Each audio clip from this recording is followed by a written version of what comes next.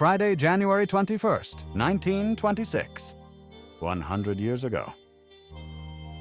Great gains in 1925 start the world on road to peace. High marks are the Locarno treaties, the League triumphs, and the debt settlements help bring better spirit Europe. Nationalism, waning, looks hopefully toward outlook. A few sore spots remain, but even these were much improved from the past year by Edwin L. James. Great gains were made in 1925 toward establishing peace throughout the world. Progress was slow and often discouraging, but the general balance sheet of international affairs shows a favorable improvement over previous years. The year was marked by important political achievements, notably the Locarno treaties, which reduced tension in Europe and strengthened confidence among former enemies. The League of Nations scored significant successes, particularly in settling disputes and promoting cooperation. Nationalism in Europe showed signs of waning, with countries increasingly willing to compromise rather than resort to force. Economic stabilization, especially in Germany, contributed materially to the improved outlook. Nevertheless, some trouble spots remained. France continued to struggle with financial difficulties, though Premier Briand achieved notable success in addressing them. Britain faced ongoing unemployment issues, though conditions showed gradual improvement. Italy showed greater internal stability, while Eastern Europe continued to face uncertainty.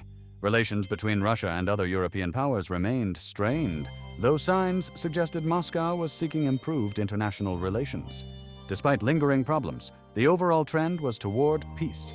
The atmosphere at the close of 1925 was distinctly more hopeful than at its beginning, and the foundations laid during the year promised further progress.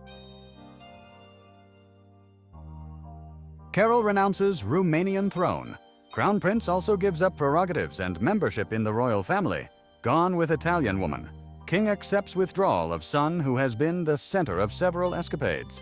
Bucharest, Romania, December 31st, AP. Crown Prince Carol acted in having been missing from Bucharest since he left to attend the funeral at London of Queen Alexandra some weeks ago. He has renounced his rights of succession to the Romanian throne, committing his renunciation in favor of his father, King Ferdinand.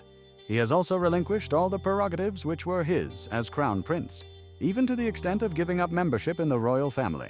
The king accepted the renunciation, and Carol's 4-year-old son, Michael, by his marriage with the Princess Helen of Greece, is to be proclaimed as the new heir. Parliament will meet on Monday, January 4th, to take its approval of the arrangement.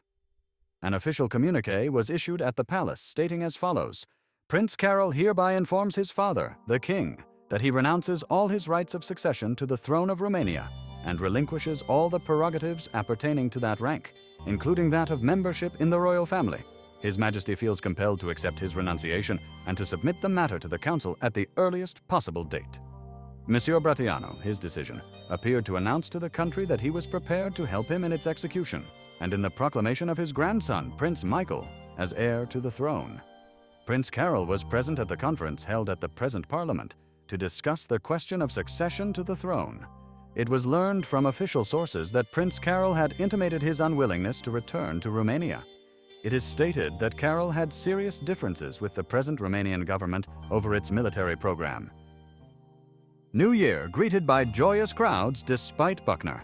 Prospering New York hails on January 1st, 1926. Despite raids and warnings, 9 clubs are enjoined, dry agents on guard in others, but arrests are few. Usual throng in streets, optimism in the wind as the year opens. New York welcomed the new year last night with immense and joyous crowds, despite warnings and enforcement activity by Prohibition officials under Assistant Prohibition Administrator Buckner. The city's celebrations went forward with comparatively little disorder, and the general spirit was one of optimism and confidence. Although raids and injunctions hung over certain nightclubs, the majority of restaurants, hotels, and places of amusement reported capacity crowds. Times Square and other centers of celebration were filled with revelers, but police officials stated that order was well maintained and that serious disturbances were notably absent. 9 nightclubs were enjoined by court order and placed under close surveillance. Federal prohibition agents were stationed in other establishments suspected of violating the liquor laws, yet arrests were comparatively few, officials reported. Police estimates placed the crowds in Times Square at figures comparable with previous years. The weather was favorable, contributing to the size and good humor of the gathering throngs. Hotels and restaurants throughout the city reported that reservations had been filled to capacity well in advance. Many places declined further bookings days before New Year's Eve. Despite the vigilance of enforcement officers, the celebration passed quietly.